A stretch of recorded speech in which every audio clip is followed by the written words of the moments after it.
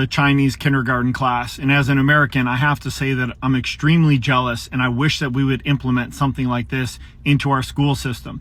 It's well documented that even 20 minutes of walking leads to improved academic outcomes, attention, concentration, cognition.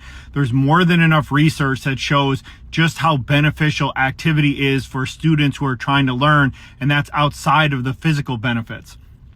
In our country, where we have a lot of athletes specialize early, we see a lot of young kids who lack fundamental movement skills. And that's because they don't have access to unstructured play, and they don't have a lot of diversification in those younger years. There was a great TED talk by a neuroscientist who said, the only reason that we have a brain is to move, to produce complex, adaptable movements. People believe that a nervous system is essential for life, but plants are technically alive and they don't have a nervous system, and that's because they don't move. We cannot undervalue just how important movement is for people. We are not meant to sit for 8, 9, 10 hours a day. So trying to get more school and less gym class, it doesn't even help them academically, let alone in our country, we have an inactivity crisis. So let's try to bring programs like this back into our school system today for physical, emotional, and mental development. Hey everybody, it's your boy Captain Hunter from Captain Hunter's Podcast. Thanks for checking out this particular video.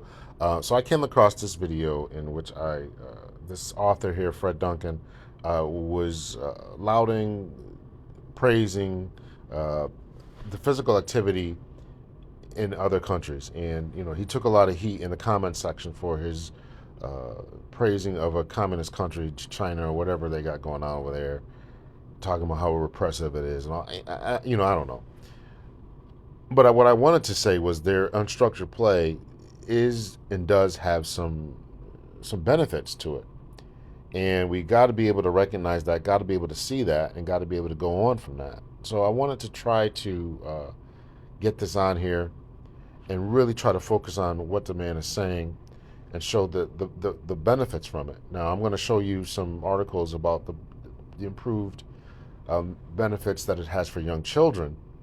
But also, when you look at different degenerative diseases, particularly those for elderly individuals, Alzheimer's, one of them being one of them, is that it can help improve Alzheimer's as well.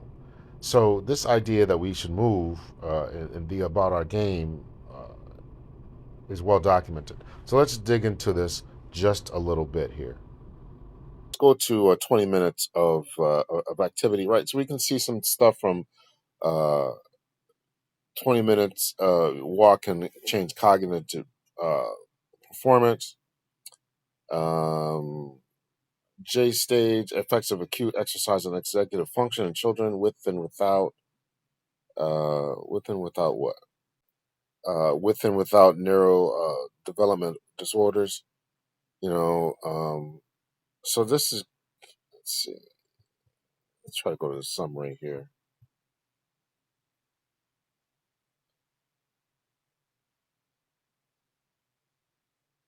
It's good to know that there's no accumulating evidence has suggested that all key aspects of executive function, inhibition, working memory, cognitive flexibility in healthy children can be improved after moderate aerobic exercise. These findings are consistent with recent research suggesting acute aerobic exercise can improve academic performance.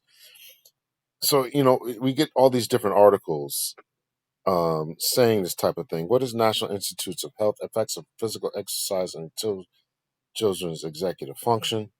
And this article is from 2010. Right, here's the abstract here. Executive function refers to the cognitive process for goal-oriented cognition and behavior, which develops across childhood and adolescence. Recent experimental research indicates that both acute and chronic aerobic exercise promote children's executive function. Further, there is a tentative evidence that not all forms of aerobic exercise benefit executive function equally. Cognitively engaging exercise appear to have a stronger effect than non-engaging exercise on children's executive function. In other words, the more complex the play, the more complex they will be able to adapt and demonstrate that through cognitive functions mentally. This review discusses the evidence as well as the mechanisms that underlie the association between exercise and executive function. Research from a variety of disciplines is covering including developmental psychology, kinesiology, cognitive neuroscience, and biopsychology. Finally, these experiments findings are placed with a larger context of known links between action and cognition in infancy and early childhood, and the clinical and practical implications of this research are discussed. So you guys can go over to this, check all this out. Right, to this author's point, the literature is there. The literature is there, and to pretend as if it's not there, and to pretend as if this is gone now. So what we can see here is that there is a need for, and it's been proven through much of the literature, that what this man has just uh, said is actually correct. But I wanted to go over to the comment section here and really try to take a look at what is going on here, right?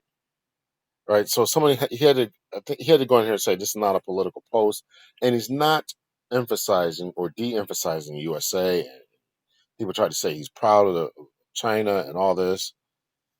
And then here's something that I responded to here. Don't mean to be rude, but I don't care what you say, right? So this is executive function, to some degree, right? Well, it's not executive function. I shouldn't say that. It's this person is just immovable, right? I don't care what you say, right? Don't care about facts, data, or evidence. With very little exception, I don't see any of these kids starring in athletics or in professional leagues. Then to say that they are smarter than the average American child because of this type of activity is more anecdotal than empirical. Okay, I just pulled up a couple of articles showing that it's not. While I agree that the average American child has less motor skills than previous generations, can use more activity, kids doing these sculpted exercises routines may appear good, but I don't see this moving the needle in athletic competition, etc. Missing the complete point.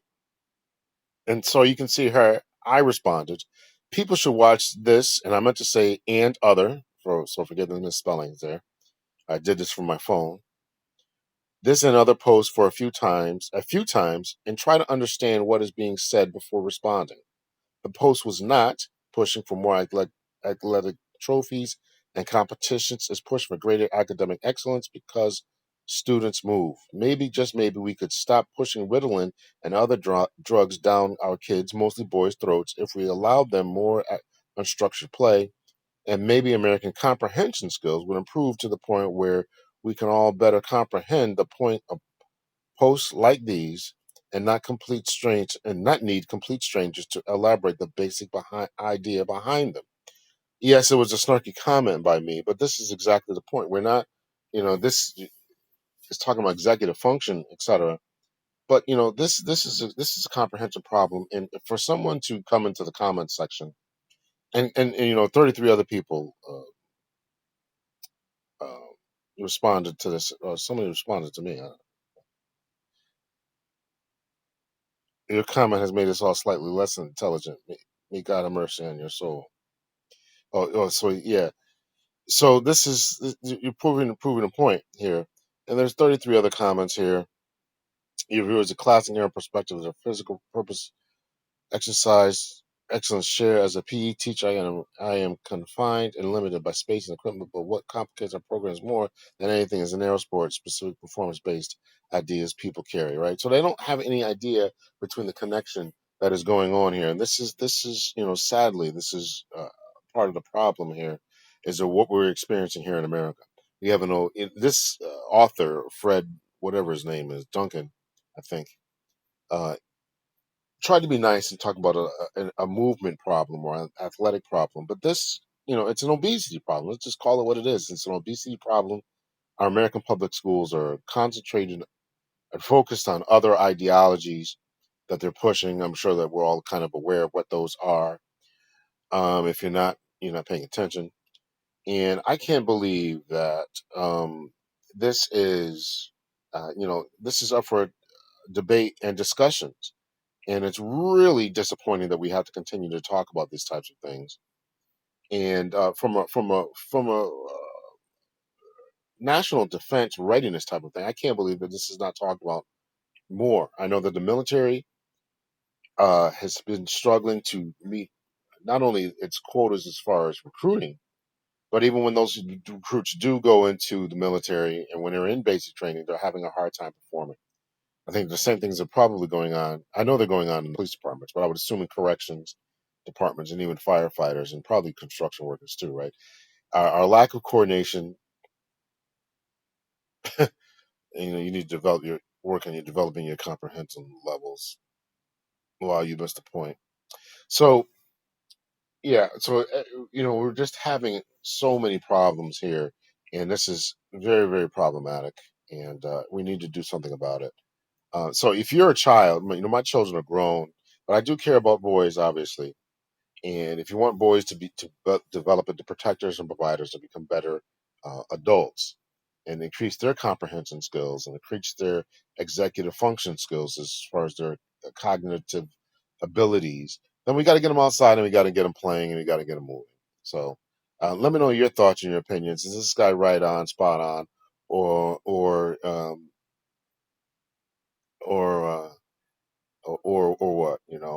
Uh,